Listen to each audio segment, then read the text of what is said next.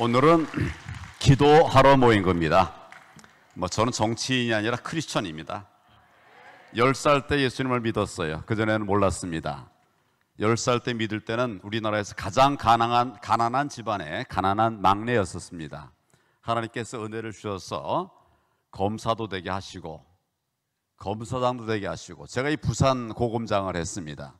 장관도 하게 하시고 또 총리도 하게 하셨습니다. 대통령 권한대행도 되게 하셨습니다. 하나님이 하신 것입니다. 저로서는 상상도 못하는 이런 산천동의 한 소년이 대한민국의 총리까지 했습니다. 전적으로 하나님의 은혜입니다.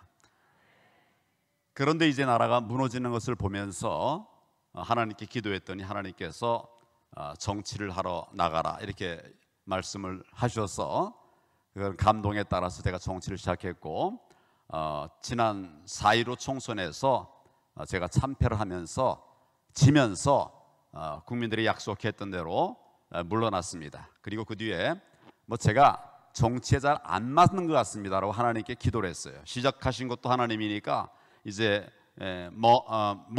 멈추는 것도 하나님께 간구를 했습니다. 기도를 했습니다. 하나님께서 답이 없으셨어요. 아무리 기도해도 답이 없다가 1년 2개월 만에 지난 6월 18일 날 하나님께서 제게 답을 주셨습니다. 저는 정치를 할까요 말까요? 하지 않았으면 좋겠습니다. 다른 나라를 위해서 할 일들을 했으면 좋겠습니다. 이렇게 기도를 했는데 하나님의 답은 뭐냐 하면 회개하라 하는 것이었어요. 전혀 생각도 못했던 답을 하나님께서 주셨습니다. 그래서 하나님의 말씀에 따라서 제가 회개를 시작했는데, 회개를 시작하니까 상상도 못했던 이런 회개 거리들이 막 쏟아져 나오는 거예요. 다 정치하고 나서의 일들입니다. 그 전에 거는 하나도 없고 엄청나게 많은 회개거리들이 쏟아져 나오는데 다 정치를 제가 시작한 이후의 일들이에요.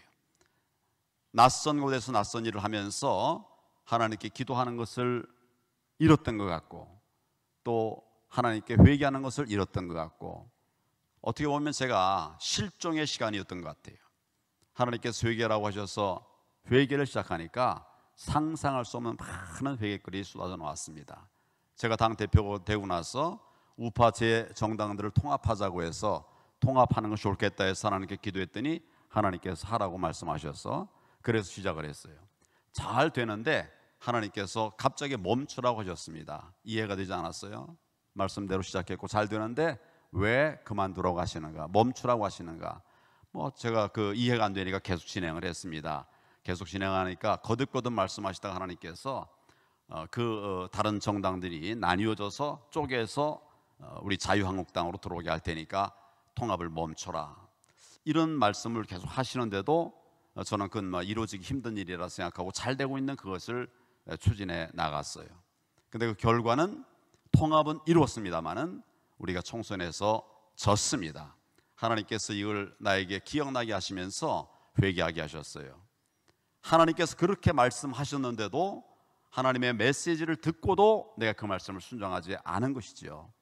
내가 어째 이렇게 하나님 앞에 알고도 순종하지 않는 사람입니까? 라고 정말 가슴을 찢으면서 회개를 했습니다.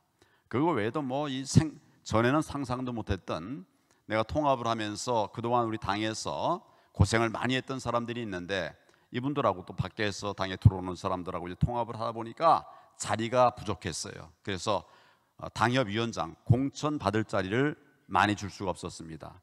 그래서 우리 결과적으로 보면 우리 당에서 오래 고생했던 사람들이 공천의 기회도 갖지 못하는 이런 어려움들을 많이 당했어요.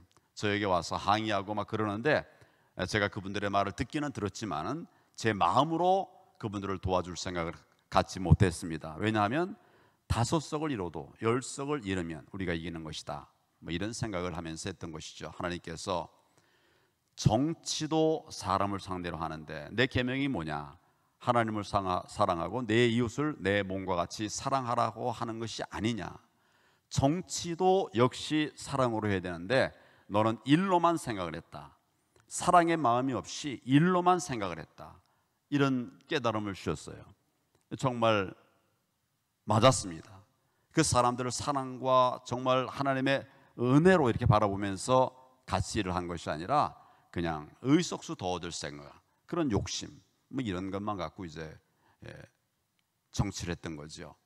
이런 것들이 막 새롭게 깨달아지면서 회개를 멈출 수가 없었습니다.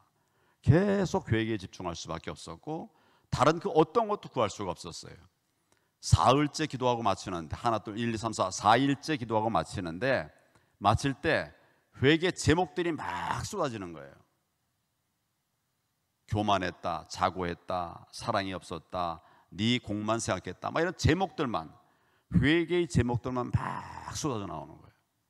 저도 회개를 많이 했던 사람이고 기도도 많이 했던 사람인데 회개의 영을 물려주시옵소서, 이런 얘기 많이, 그런 기도를 많이 했었습니다. 그런데 실제로 그걸 체험하지는 않았던 것 같아요.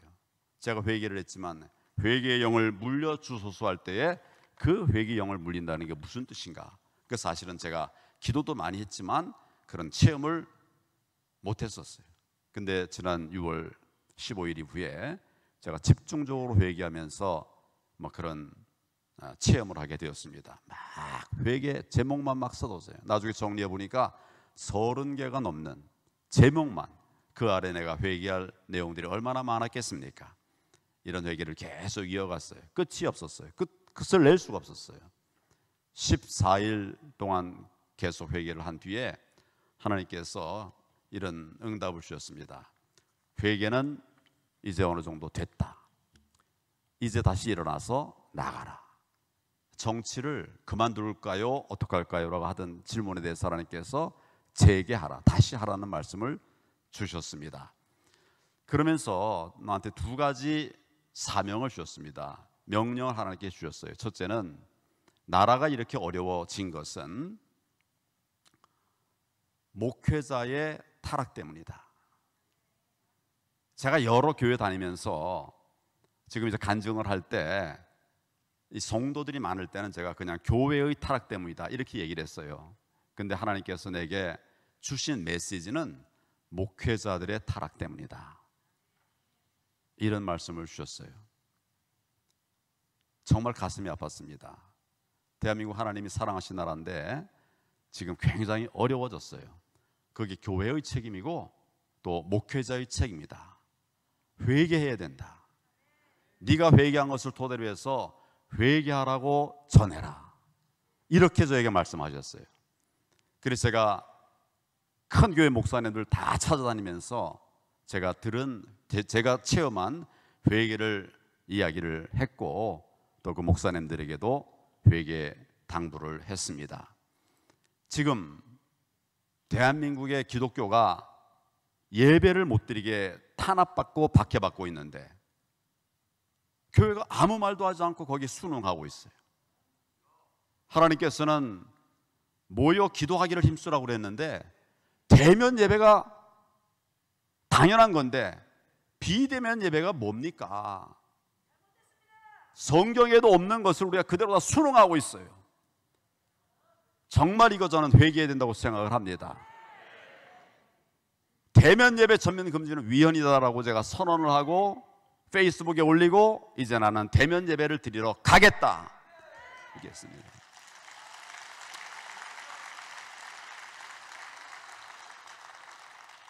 이거 뭉쳐서 정말 얘기하고 답하고 저항하고 싸워야 되는데 교회가 10% 드리라 그러면 10% 드리고 20% 드리라 그러면 20% 드리고 하나님보다 더 크게 이 세상 말을 따라가는 거예요.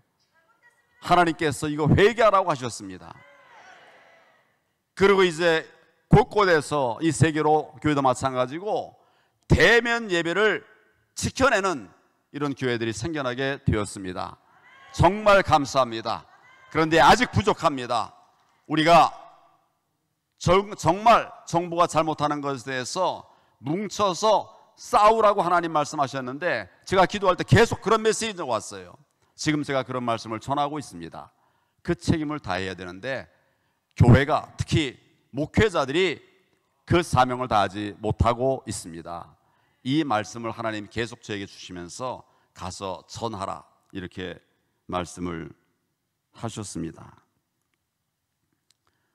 목회자들이 회개해야 될 것 중에 큰 거를 하나님께서 제게 말씀드렸어요. 여러분들이 뭐 관심 있을 수도 있고 없을 수도 있지만 북한에다가 돈을 많이 퍼준 거, 하나님이 이거를 지적을 하셔요. 여러분들의 교회가 어떤지는 모르겠습니다만 하나님께서 한국 교회가, 특히 목사들이 북한에 돈을 주고 또 그 준 돈이, 북한에 준 돈이 거기 주민들을 위해 사용된 게 아니라 우리나라로 도로 들어왔답니다. 도로 들어와서 좌파 세력에 돈을 줘서 힘을 줬다는 거예요. 이래서 좌파가 힘을 잡게 되면 결국 누가 피해를 당하고, 우리가 만약 공산국가가 된다면 누가 피해를 당하는데, 첫 번째 당할 사람이 목사님이고 장로님이고 교회인데, 이 부분에 대해서 해결하지 않는다는 거예요. 움직이지 않는다는 거예요. 이 부분을 하나님께서 말씀하셨습니다. 그 돈이 결국 남한으로 와서 남한을 망가뜨리고 교회를 망가뜨리는데, 하나님의 백성들을 망가뜨리는데 그 책임을 다하고 있지 않다, 이런 말씀을 주셨습니다. 제가 그래서 이 말씀들을 이제 목사님들에게 전하면서 회개를 촉구하고 있습니다. 근데 제가 기도한 바에 의하면, 기도하는 거 받은 바에 의하면 이런 것들, 이런 과정에서, 북한에 돈을 갖다 주는 과정에서 잘못된 일을 한 분들이 많다는 거예요. 그래서 정부가 잘못해도 말을 못한다는 겁니다. 저항을 하지 못한다는 거예요. 우리가 이것을 정말 회개해야 된다고 생각합니다. 목사님들과 우리가 다 함께 해서 정말 하나님께서 사랑하시는 대한민국을 다시 일으켜 세우는 그 회개의 길을 가야 된다고 생각합니다. 목회자가 회개하면 나라를 살려주시겠다고 하나님 감동을 주셨습니다.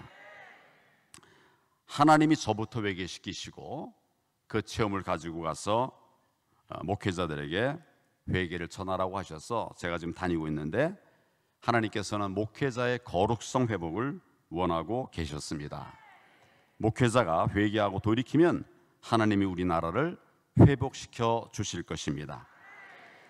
저는 그래서 이제 시간 되는 대로 제가 계속 정치를 하고 있습니다만은 국민들로부터 표를 얻는 것도 중요하지만 하나님의 나라를 지켜나가는 것이 더 중요하다, 하나님의 말씀과 명령을 지켜나가는 것이 더 중요하다, 이런 판단입니다. 그래서 좋게 듣든 좋지 않게 듣든 하나님께서 내게 정말 주신 그 메시지들을 지금 전하고 있습니다. 지금은 큰 교회가 회개 안 하는 교회들이 있기 때문에 작은 교회, 중용교회 다 다닐 수 있는 대로 다니면서 회개를 하도록 그렇게 촉구해라.